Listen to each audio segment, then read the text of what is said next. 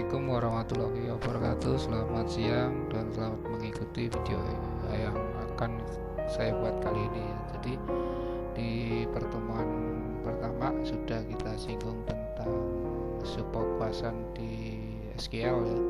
Nah, sebelum itu saya coba akan kilas balik tentang penguasaan database Anda ya. Pertama di normalisasi. Salah satu komponen di database itu sendiri adalah di normalisasi. Nah, mungkin Anda sudah mendapatkan tentang pemrograman database ya, tapi untuk lebih memudahkan ketika kita bekerja di SQL atau di SQL ini sendiri, karena SQL ini sendiri emang penekanannya pada konsep query-nya ya, atau manipulasi language-nya ya. Nah, sedangkan manipulasi language itu sendiri dasarnya adalah penguasaan Anda di database-nya ya. Nah, tujuan instruksi ini sendiri sebenarnya Anda ini setelah mempelajari database instruksi ini sendiri atau materi ini sendiri, mahasiswa akan dapat menjelaskan ya pengertian ketergantungan fungsional ya, menjelaskan konsep dasar normalisasi data ya, menjelaskan tahap normalisasi data dan bedakan bentuk-bentuk normalisasi. Ini tujuan instruksi khususnya ya. Jadi tujuannya ya Anda bisa menjelaskan pengertian ketergantungan fungsional ya, kemudian tentang konsep dasar normalisasi, tahap normalisasi, kemudian membedakan bentuk normalisasi data ya. Ini tujuan instruksi khusus ya. Nah, kembali pada pokok bahasan ya di normalisasi ya. Nah, kalau normalisasi, kalau istilah normal itu berarti yang sudah apa namanya ya, kalau di bahasa sehari-hari ya, kondisi yang sudah stabil ya, kondisi yang sudah terkendali. Nah, itu normalisasi. Nah, normalisasi di konsep database ini sendiri pun sebenarnya sama ya, bagaimana satu data atau tabel itu sudah bisa dimanfaatkan, kondisi yang sudah bisa diimplementasikan atau diimplementasikan dalam bahasa pemrograman. Dan normalisasi, teknik pendekatan yang digunakan dalam membangun desain logik database ya, relasional melalui organisasi himpunan data dengan tingkat ketergantungan fungsional dan keterkaitan yang tinggi sedemikian sehingga menghasilkan struktur tabel yang normal ya. Ini pengertian normalisasi ya. Jadi normalisasi ini teknik pendekatan yang dibangun dalam membangun desain logik database relasional melalui organisasi himpunan data dan tingkat ketergantungan fungsional dan keterkaitan. Nah, tujuannya ya jelas yang sedikit disinggung ya, tentang meminimalis redundansitas atau pengulangan data ya.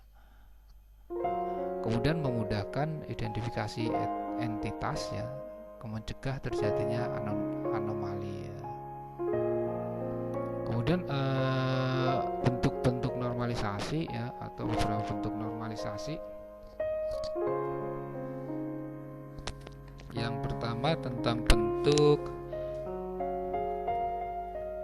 1NF ya, kemudian 2NF, 3NF sampai BNC NF ya, atau biasa kita sebut biasanya NF1, NF2 dan NF3 dan BC NF ya. Jadi normalisasi bentuk pertama, 2, 3 dan BC BC NF. Jadi ada juga tentang sebenarnya sampai dengan NF4 dan NF5 ya, tapi kebanyakan kalau dalam pembuatan desain normalisasi database itu ada yang sampai NF3, ada juga yang BNC NF ya. Jadi 1K unfunction dependency ya, itu pada konsep yang NF 13 dan PNC. Sedangkan pada based on K and multi value dependency itu pada konsep NF4 dan FF5 ya. Cuma ranahnya biasanya berhenti di sini ya, di NF1 sampai PNC NF. Vis normalisasi ya, atau normalisasi bentuk pertama. Kalau secara bentuk normalisasi pertama ini sendiri ya, satu relasi disebut memenuhi bentuk normal pertama ya, jika dan hanya jika setiap atribut dari relasi tersebut hanya memiliki nilai tunggal ya, dan tidak ada pengulangan grup atribut dalam baris ya. Jadi itu NF1 ya, tidak ada pengulangan atribut dalam baris ya. Paham ya, tidak ada pengulangan atribut dalam baris. Misalnya contoh gini deh, ada name, nama, MK ya, kemudian nilai ya, kemudian juga alamat. Nah, tidak ada atribut yang diulang ya. Itu pada konsep NF1 ya, pada NF1. Jadi jika dan hanya jika setiap atribut dalam relasi tersebut hanya memiliki nilai tunggal ya, dan tidak ada pengulangan grup atribut dalam baris ya. Paham ya, grup atribut dalam baris. Kemudian bentuk satu NF tidak boleh mengandung grup atribut yang berulang. Ingat ya, grup atribut yang berulang. Tujuan bentuk NF1 ini sendiri ya, atau normal bentuk pertama, yang pertama semantik tabel menjadi lebih eksplisit ya, say anything once ya. Kemudian semua operator algebra relation dapat diaplikasikan pada tabel. Itu pada konsep NF1 ya. Jadi semantik tabel menjadi lebih eksplisit ya. Kemudian semua operator aljabar relasionalnya dapat diaplikasikan tabel. Nah, kita lihat atau normal bentuk 1. Nah, terlihat di sini tidak ada perulangan atributnya ya pada baris ya. ID sales ya, nama sales dan telepon. Tidak ada perulangan di no automatic ya. Telepon tidak otomatis ya.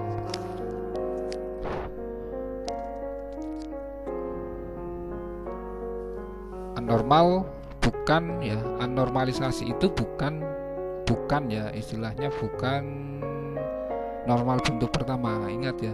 Jadi anormal itu bukan bentuk pertama ya. Anormal itu bukan bentuk nama, atau anormalis not one normal ya. Bukan normalisasi bentuk pertama ya.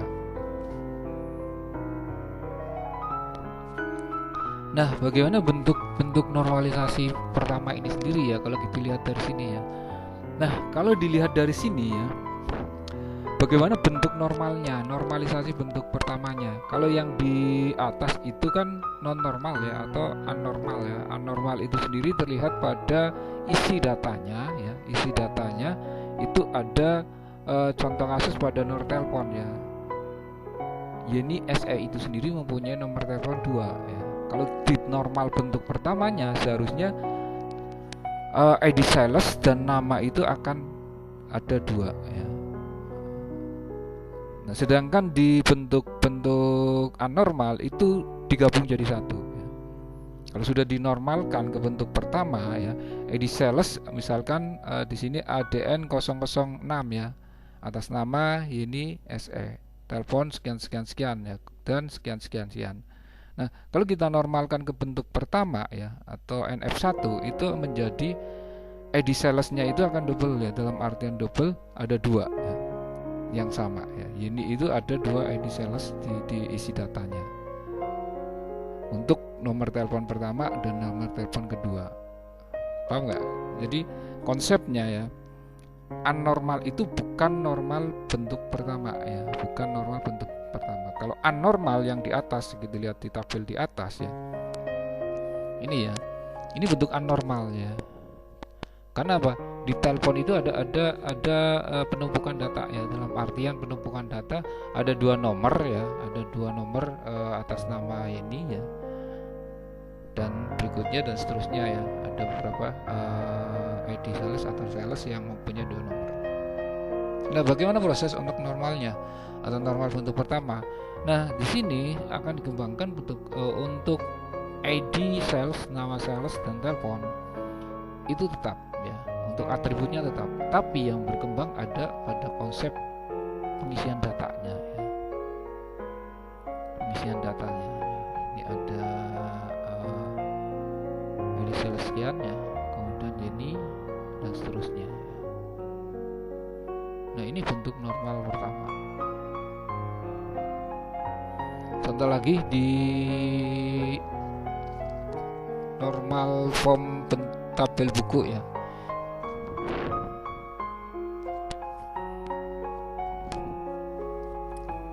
Perhatikan pada konsep perulangan atributnya ya di normal bentuk pertama. Anda sekalian melihat di sini ada ID nama pengarang ya, ID pengarang, nama pengarang ya.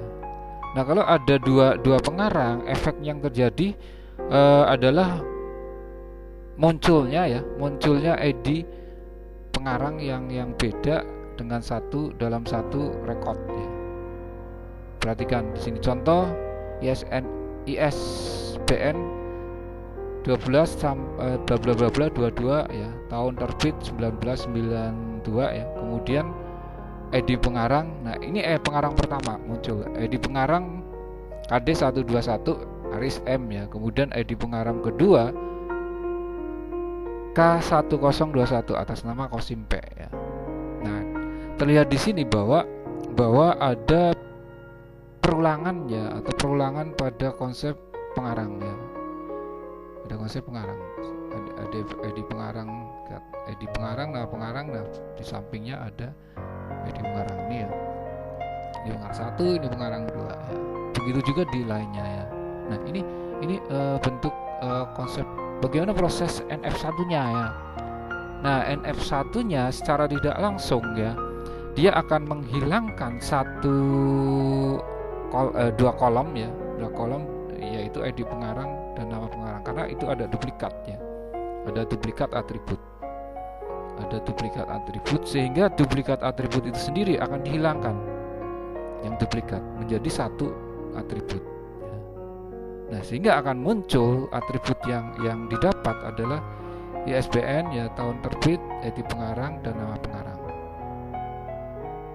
Sedangkan untuk isi datanya ya, karena kita pengolahan datanya itu akan terisi ya, dalam artian gini, ISBN ya, nomor ISBN 1 itu bisa 2 pengarang ya, itu istilahnya apa? Satu kebanyaknya, satu nomor ISBN itu sendiri dalam satu buku itu lebih dari 1 pengarang ya. Contohnya yang tadi ini akan dipecah ya, dalam artian ini akan ditambahkan dengan nomor ISBN yang sama ya, di buku yang sama. Contoh ini. Nah, ini pada buku ini ya, pada buku 12 ISBN 12 bla bla bla bla 22 ini ada 2 rekod ya. Nah, ini bentuk NF1. Paham ya? Jadi bentuk NF1 ya. Jadi dari hasil, kalau biasanya normalisasi yang diterapkan itu kan semua atribut masuk semua ya, dengan ada duplikat dan seterusnya ya. Contoh kasus gini, ada kode barang, nama barang, harga, nama pembeli ya, kemudian pembeli ini membeli nama barang apa, harganya berapa. Nah, itu kan ada duplikat yang muncul. Nah, ketika kita normalkan ya, itu akan berbentuk misalnya ID barang sendiri, nama barang, harga itu kan sudah default ya. Kemudian muncul dengan konsep kode pembeli ya, kemudian kode barang dan seterusnya. Nah, itu untuk bentuk konsep NF1 ya. Sekali lagi, normal itu bukan normal bentuk 1 ya. Kemudian setelah kita dapat di normal bentuk pertama ya, lari pada konsep normal bentuk kedua ya. Apa sih normal bentuk kedua? Dalam kondisi seperti apa normal bentuk 2 itu harus dibuat ya. Jadi satu relasi disebut memenuhi bentuk normal kedua jika dan hanya jika satu ya. Yang pertama, dan hanya jika memenuhi normal bentuk pertama, bahwa dokumen atau data tersebut atau tabel tersebut sudah memenuhi normal bentuk pertama tadi ya. Dari anormal kemudian normal bentuk pertama. Nah, kalau sudah bentuk pertama baru bisa melangkah ke bentuk kedua. Tidak serta-merta dari anormal ke bentuk normal kedua, enggak seperti itu, harus ada tahapannya. Dia memenuhi NF1. Kemudian setiap atribut yang bukan kunci utama tergantung secara fungsional ya, terhadap semua atribut kunci yang bukan hanya sebagai atribut kunci ya. Foundly, functionality, dependent ya. Jadi setiap atribut yang bukan kunci yang bukan kunci utama ya, tergantung secara fungsional ya terhadap semua atribut kunci dan bukan hanya sebagai atribut kunci ya. Nah, untuk normalisasi bentuk kedua ya, maka tabel 1NF atau normal bentuk pertama didekomposisi menjadi beberapa tabel yang masing-masing memenuhi NF2 ya. Bila terdapat ketergantungan parsial maka eliminate ya, kita eliminasikan ya. Tujuan membentuk normal kedua ya, semantik tabel normal bentuk kedua menjadi lebih eksplisit ya, kemudian mengurangi update anomali yang masih mungkin terjadi pada NF1 ya. Nah, ini second normalnya ya, contohnya diketahui tabel R ya, itu ada atribut A, B, C, D, E. AB kunci utama atau primary key ya, dengan FD ya. FD itu sama dengan ya AB ini terdiri dari C, D, E ya, maka tabel R memenuhi 2NF. Sebab AB ini sendiri akan membawa C, D, E, berarti AB itu sama dengan C ya, AB itu sama D, dan AB itu adalah E. Jadi semua atribut bukan kunci utama bergantung penuh pada AB ya. Jadi bukan kunci utama kan berarti ini nih, CD ya. AB ini sendiri ya sebagai kunci utama mempunyai C ya, mempunyai D, mempunyai E. Jadi ini tergantung pada AB. Nah, ini contoh second normal ya. Nah, bagaimana bila R ya, ini contoh lagi. Bagaimana bila R AB C D E tetapi dengan FD ya. AB C D dan B E apakah memenuhi 2NF ya? Kita bahas di bawah. Jelas bahwa R bukan 2NF karena ada atribut E yang bergantung hanya pada atribut B. Paham nggak?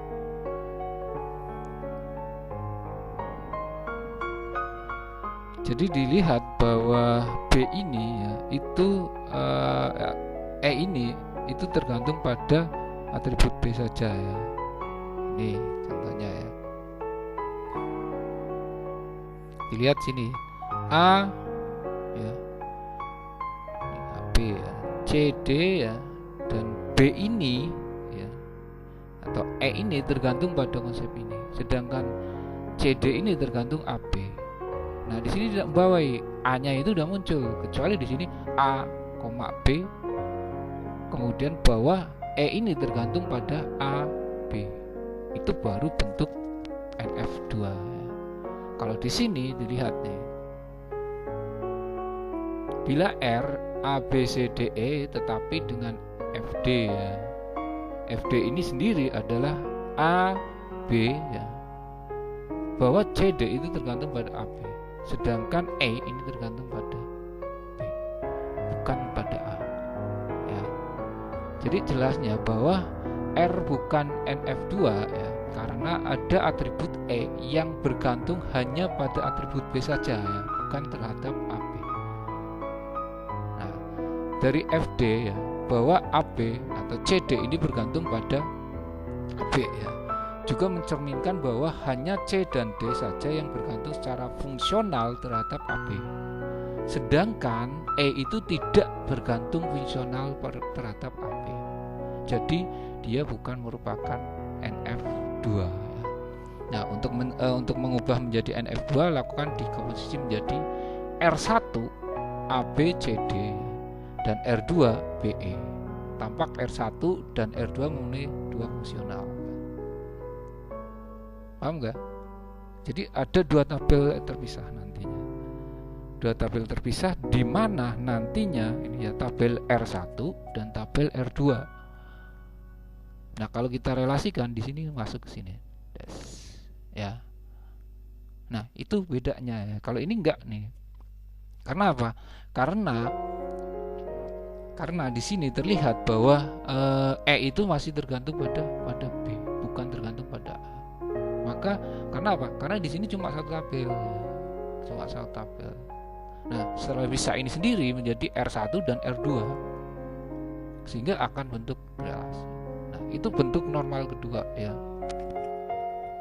Jadi konsepnya bahwa ketergantungan relasional ya, tergantungannya harus terpenuhi ya. Kalau kita lihat atau ulas balik kembali di sini nih. Mengenai M1 ya, setiap atribut bukan kunci utama tergantung secara fungsional terhadap semua atribut. Kita garis bawahi ini ya. Tergantung secara fungsional terhadap semua atribut kunci dan bukan hanya sebagai atribut kunci. Ya, kita garis bawahi ini ya. Nah, kalau di sini ya, nah terlihat bahwa E ini tidak tergantung semua pada konsep atribut kunci ya. E ini ya tergantung pada semua atribut kunci. Nah, bagaimana supaya tergantung pada atribut kunci? Maka dibentuk atau dipecah menjadi di R1 dan R2 ya. R1 itu ada A, B, C, D, R2 itu BE. Sama aja tadi yang ISBN nih ya. Nah, ini NF1 kita normalkan bisa menjadi ID pengarang, kemudian nama buku dan seterusnya. ID pengarang dan buku.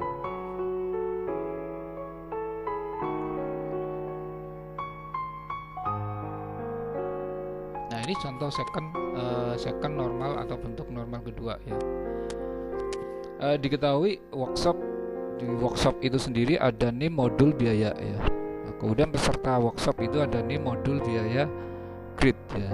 K-nya adalah NIM plus modul, FD-nya modul dan tergantung pada atau biaya tergantung dari modul ya. Nah, biaya tertentu oleh modul yang diambil mahasiswa ya. 1 NF not 2 NF ya. Jadi sebab dalam tabel ini biaya tidak tergantung penuh pada atribut kunci ya. Dalam artian gimana? Perhatikan nih, K-nya itu kan ada NIM dan modul. FD-nya itu biaya ini hanya tergantung pada modul ya, kunci modul ini sendiri ya, atau atribut modul. Nah, NF1 oke ya, tapi NF2 belum oke. Karena apa? Ini masih hanya tergantung dalam satu ini. Ya, ini ya. Biaya tidak tergantung penuh pada atribut kunci. Padahal second normal ini sendiri harus tergantung pada atribut kunci atau atribut. Nah, ini contohnya ya. Ini sekian modul bla bla bla bla, sekian modul bla bla bla bla ya, dan seterusnya. Nah, bagaimana untuk normalnya? Second normalnya. Nah, ini. NIM dan modul itu sebagai kayak istilahnya ya. Kemudian NIM modul biaya part time ya. Kemudian NIM modul grid ya. Nah, proses eliminasi di sini ya. Ada proses eliminasi pada konsep ini ya.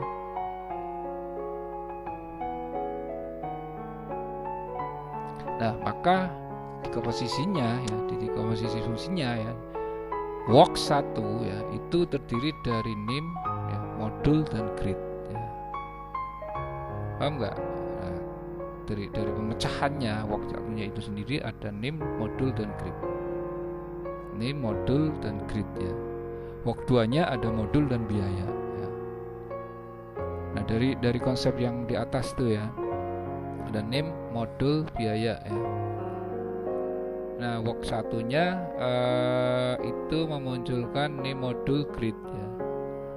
Nah, karena relasinya adalah atribut modul, maka work 2-nya muncul modul dan biaya ya. Iya, 1, 1, 2 ini ya. Ini kan masih sendiri ya. Tapi ini tergantung dari ini, maka secara otomatis dia akan dipisahkan work 2-nya jadi modul dan biaya. Nah, eliminatednya ya, NIM modul, NIM modul, NIM modul. NIM modul sama dengan K ya. NIM modul bergantung pada biaya tergantung pada NIM modul, grid tergantung pada NIM modul. Maka didapat di sini full gridnya NIM modul biaya. Perhatikan panahnya. Ini 1. Sorry, ini 1 ya. NIM modul 1, sedangkan ini 1, sehingga ini akan memenuhi NF1, NF2 ya. Nah, full dependentnya. Nah, ini yang terjadi.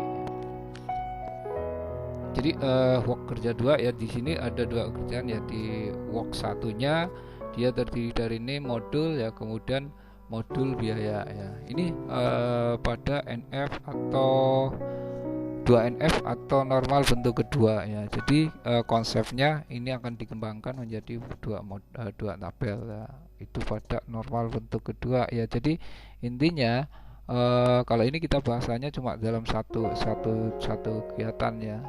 Kalau pengembangannya mungkin nanti dikembangkan lagi. Karena apa? Nanti ini tergantung di tabel selanjutnya ya. Di tabel pertama ya, ini ada relasi ke sini. Kalau biasanya kita memanfaatkan kode ya, kode, nama dan biaya dan seterusnya. Nah, ini ya. Jadi relasi ya konsepnya nanti. Jadi modul direlasikan atau work 1 direlasikan ke work kedua ya. Konsepnya terlihat di sini bahwa ini ya dia tergantung pada konsep di modul ini. Ini ketergantungan relasional ya.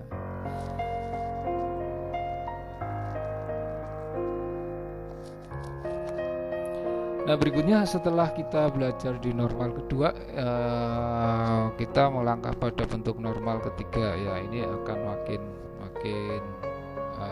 mudah-mudahan akan lebih makin paham ya. Sebenarnya normal bentuk kedua itu seperti apa, bentuk ketiga seperti apa, bentuk pertama seperti apa. Nah, di normal bentuk kedua ya, itu sudah kita pahami bahwa ketergantungan semua atribut ya. Nah, normal bentuk kedua ketiga ya, satu relasi disebut memenuhi bentuk normal ketiga ya, pasti sudah memenuhi normal bentuk kedua ya. Itu pasti karena tahapannya memang jelas ya. Kemudian setiap atribut yang bukan kunci tidak tergantung secara fungsional terhadap atribut bukan kunci yang lain dalam relasi tersebut ya. Tidak terdapat ketergantungan transitif pada atribut bukan kunci ya. Definitionnya ya, satu relasi disebut memenuhi bentuk normal ketiga jika dan hanya jika setiap FD non trivial ya. Berarti di sini dilihat A tergantung pada X ya. Di mana X dan A atribut ya, atau kompositif ya. Memenuhi salah satu kondisi ya. X adalah super K ya. A merupakan anggota kandidat K ya. A disebut primer atribut ya.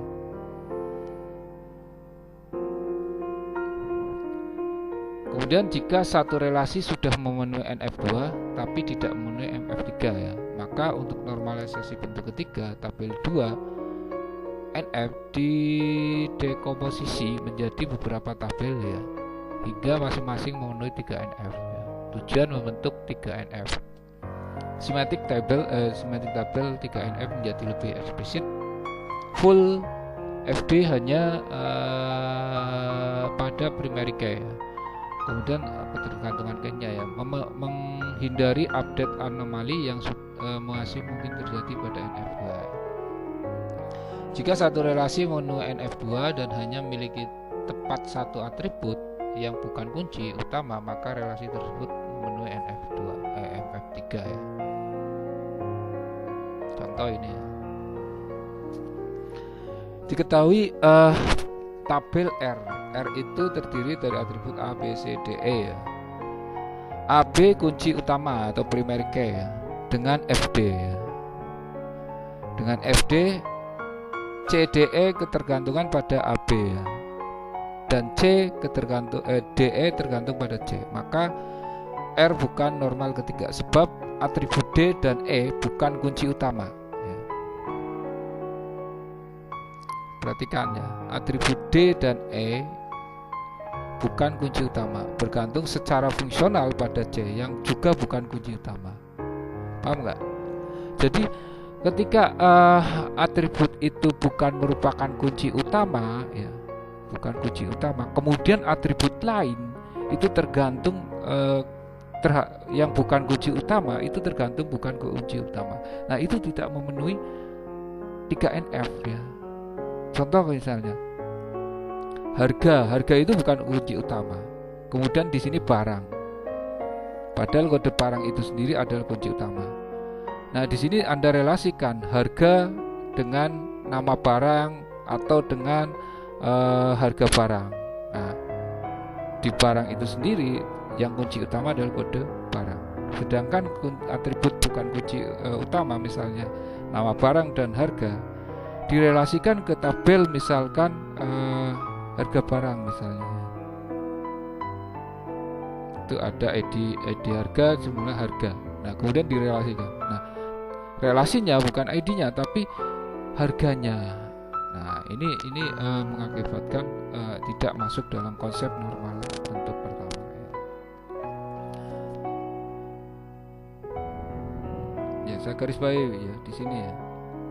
Atribut D ya, kalau kita contoh ya, atribut D dan E bukan kunci utama. Kalau bukan kunci utama, bergantung secara fungsional pada yang bukan kunci utama, itu bukan memenuhi NF3 ya. Nah, melalui FD-nya ya, diketahui AB CD itu tergantung pada AB ya. Karena sifat refleksif maka AB tergantung AB ya, sehingga AB ini ya, ABCDE itu tergantung pada AB ya. AB super K ya. Diketahui DE tergantung pada C. Karena sifat refleksif maka C itu ya C ya, tergantung C, sehingga C ya, CD itu tergantung pada C. Karena C sama dengan AB ya, atau istilahnya ABCDE tergantung pada C, maka C bukan super K ya, tidak memenuhi definisi NF3. Jadi R bukan NF3 ya. Agar R memenuhi 3 NF, maka didekomposisi menjadi R1 ya. R1 itu pada ABC dan R2 itu pada CDE ya. Sehingga R1 dan R2 memenuhi NF ya. Sudah hampir-hampir sama ya. Tapi cuma di konsep normal bentuk kedua itu kan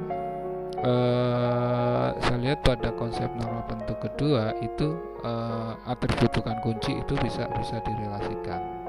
Sedangkan di sini di normal bentuk ketiga itu atribut bukan kunci, dan dengan atribut bukan kunci itu tidak bisa direlasikan.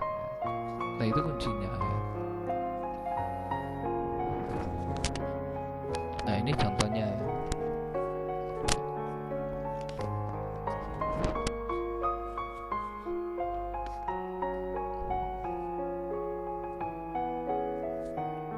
terlihat pada konsep dekomposisinya ya. Dekomposisinya R1 itu ABC ya, R2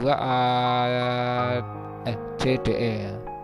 Nah, terlihat di sini C itu tergantung pada ABC ya, sedangkan DE itu tergantung C. Sedangkan di R2 C itu adalah K ya.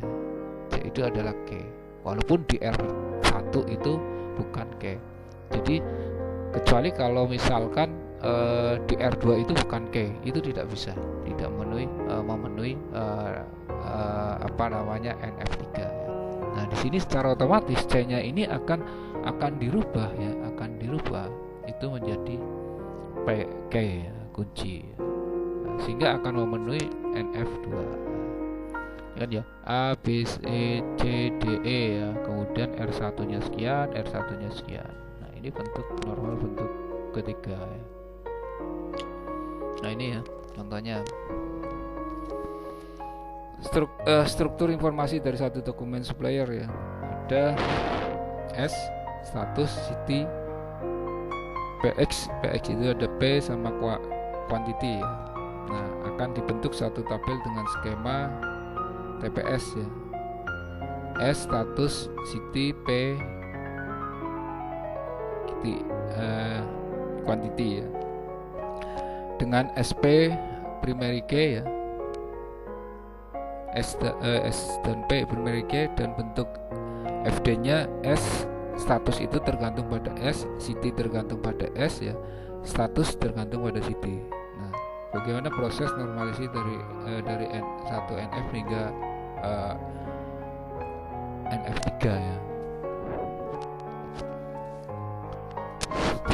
Nah, terlihat dari konsep ini ya, problem ya, redundansi, inkonsistensi ya, low speed proses ya. Kemudian anomalinya status city tergantung pada S ya.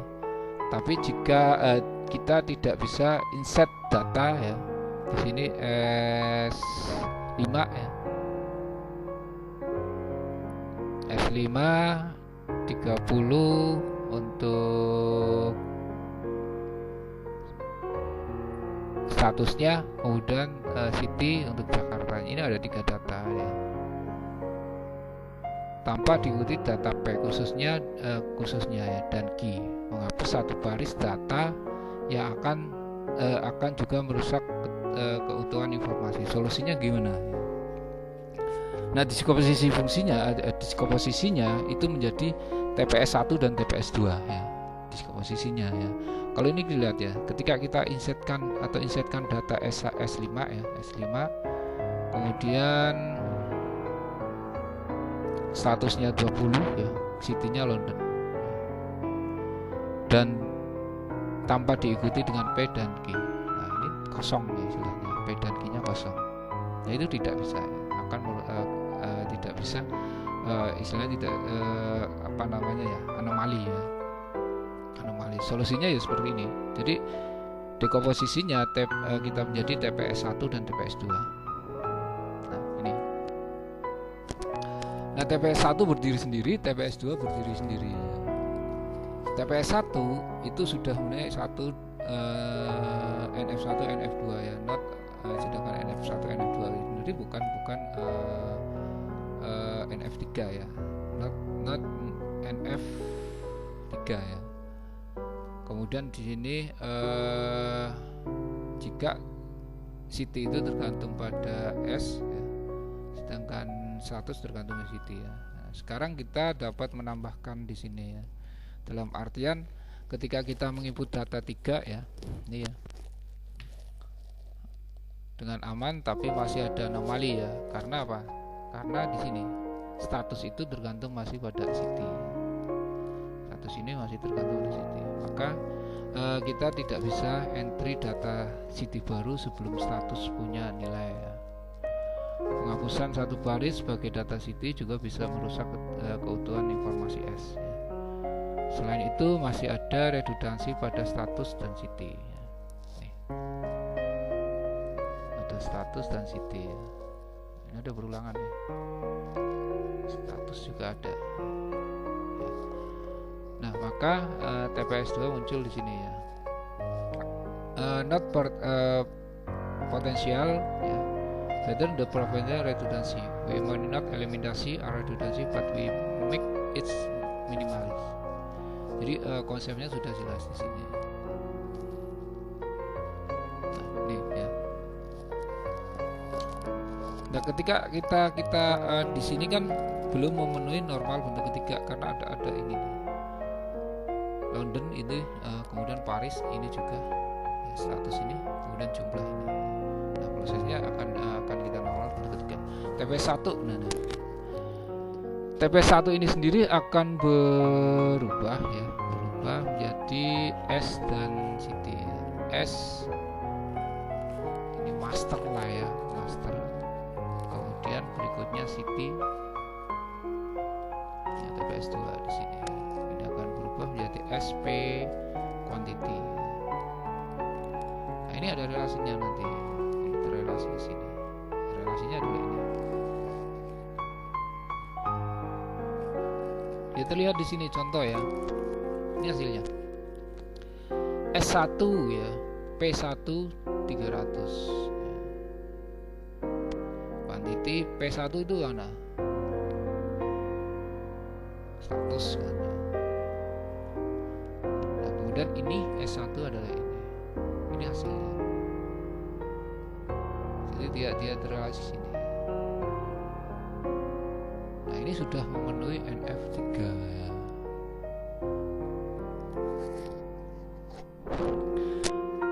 Nah, itu penjelasan singkat tentang normalisasi ya. Ini sebenarnya masih banyak ya, masih banyak yang perlu Anda pahami ya, tapi Anda bisa baca lebih detailnya ya sampai di halaman